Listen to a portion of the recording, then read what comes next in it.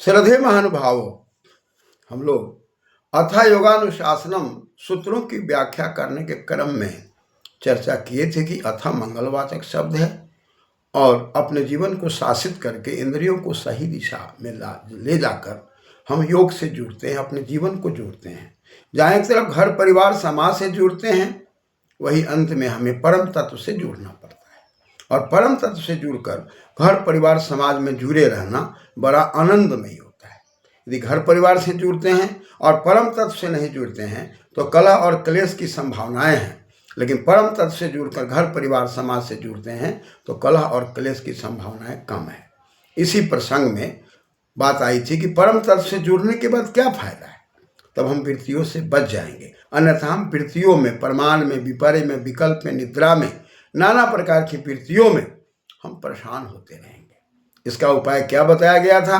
तो इसका साफ साफ उपाय बताया गया था कि भाई हमें इसको प्रतिषेध करना पड़ेगा। ओम के जप करके और ओम के जप करके आचरण को पवित्र करके अपने जीवन में मैत्री, करुणा, मुदिता, उपेक्षा के द्वारा सुखी संपन्न व्यक्ति के साथ, जो अपने शरीर से स्वस्थ हैं, आनंदित हैं, उसके साथ मित्रता की भावना, दुखी के साथ करुणा की भावना, अपमान की भावना ना हो, ऐसी भावना रखना।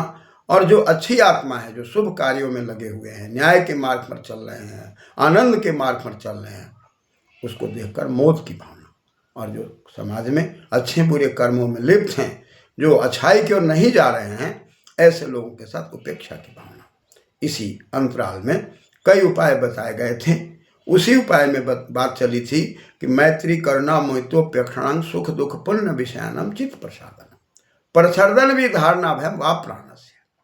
हमारे अंदर जो प्राण की शक्तियां हैं, जिनके कारण आत्मा इसमें निहित है, प्राण, अपान, व्यान, उदान, कृकल, धनंजय, नागकुड़, देवदत्त, ये जो प्राण की शक्तियां हैं, बल, प्रिय प्राण्य धातु है, जिसमें हमारी बल की शक्ति बढ़ती है। और हम प्राण को जितना मजबूत रखते हैं प्राणायाम की कला के द्वारा, उतना अधिक आत्मा इसमें बढ़िया से संचालन कर पाती है और हमारा शरीर स्वस्थ रहता है।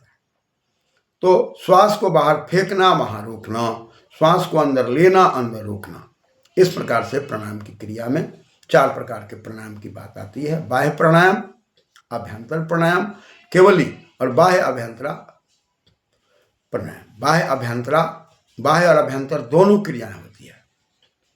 बाह्य अभ्यंतरापेक्षी प्राणायाम, हम अपेक्षा करते हैं कि बाह्य और अंतर दोनों का करें।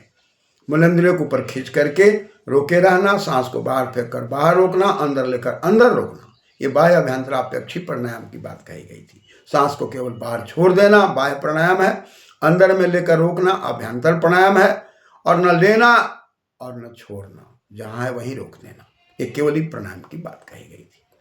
तो इन प्राणायामों के द्वारा प्राण का आयाम का आयाम, उसमें लंबाई तक, समय तक, लंबे समय तक, दीर्घ समय तक खींचने से हम आगे बढ़ सकते हैं। तो परछर्दन भी धारणा भयम प्राण से विषयवती प्रवृत्ति रुतपन्ना मनस स्थिति निबंधनी। तब कहा था कि भाई विषयवती एक प्रवृत्ति होती है, विषयवती व प्रवृत्ति रुतपन्ना मनस ऐसे निबंधनी, मन को रोकने की बात है। और मन हमारा आपका चंचल है और हम चंचल मन को रोकना चाहते हैं, और चंचल मन हम रोक करके भी नहीं रोक पाते। ऐसी परिस्थिति में हमें विषयवती को समझना पड़ता है, और विषयवती में वी है और सिंह बंधने धातु है, और हम इसके अंदर यदि गुण करते हैं तो से हो जाता है। और सी धातु से हम यदि घय प्रत्यय करेंगे तो इत नित के पै रहते अचोय नीति से गुण होकर से हो जाएगा, और से अचोय अवश्य होकर विषय होकर के अब लग के विषय बन जाएगा, विषिन्नवती। जहाँ पर हम बंधन में फंसे हुए हैं, 5 ज्ञानेंद्रिय और 5 कर्मेंद्रियों के बंधन में फंस करके हम इहलोक और परलोक दोनों का तुलनात्मक अध्ययन नहीं कर पाते। परिणाम हमें भौतिक शक्तियाँ ही सब कुछ लगती है, जबकि जीवन को जीने के लिए दोनों का संतुलन आवश्यक है। जैसा कि शास्त्रों में पहले भी मैंने कहा था कि विद्याम च यस्तद्वे दो भयम सह अविद्या मृत्युम तीर्थवा विद्याम अश्नुते। यानी कि विद्या दोनों को समझना है। वेद यथावत तत्पदार्थ स्वरूप है ऐसा विद्या, तत्व के पदार्थ के स्वरूप को ज्यों के त्यों जान लेना विद्या है। अग्नि में दहकना है, अग्नि समझना, जल में शीतलता है, शीतल समझना। इस प्रकार की परिस्थिति को समझ करके ही हम अपने जीवन को बढ़िया बना सकते हैं। इसलिए कहा था विद्याम च यस्तद् द्वे द्वे, दोनों, उभयम स, दोनों को समझो। अविद्या मृत्युम त्यक्त्वा विद्या अमृतम अश्नुते, अविद्या से इस मृत्यु को समझना है और विद्या से अमृतमय परम तत्व को जानना है।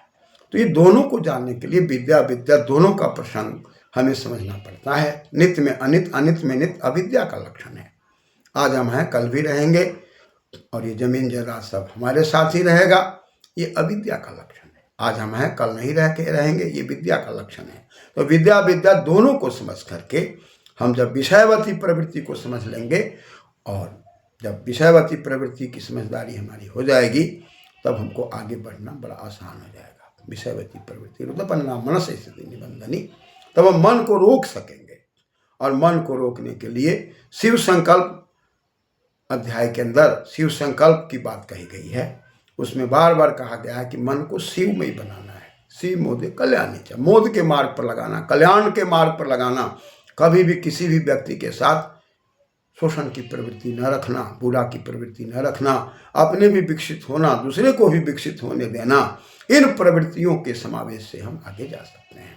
यदि ऐसी हमारी प्रवृत्ति नहीं है तो हम आगे नहीं बढ़ सकते। इसलिए विषयवती प्रवृत्ति उत्पन्ना, जो उत्पन्न हो रही है, जिसके अंदर हम सांसारिक बातों में 5 ज्ञानेंद्रिय 5 कर्मेंद्रिय के चाल को नहीं समझ पा रहे हैं, आँख के चाल को नहीं समझ पा रहे हैं, कान के चाल को नहीं समझ पा रहे हैं, न जीवा के चाल को समझ पा रहे हैं, न नासिका के चाल को समझ पा रहे हैं।